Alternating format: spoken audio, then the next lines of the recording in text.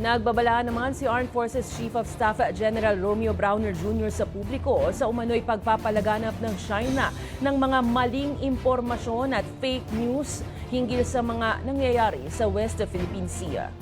Ito ay matapos sabihin ng China na tumulong umano sila sa pag-rescue sa mga Pilipinong mangingisda na nasugatan noong sumabog ang kanilang sinasakyang bangka malapit sa Bajo de Masinloc.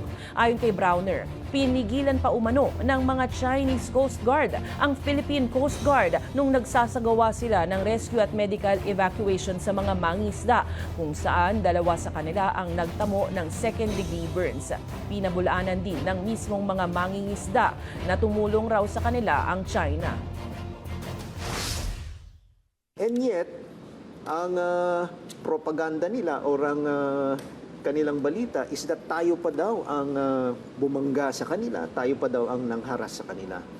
So marami pong mga ganito. Kaya kailangan magmatsyag tayo, let's be vigilant, at ang pangkontra natin dito is yung katotohanan. We counter fake news with the truth.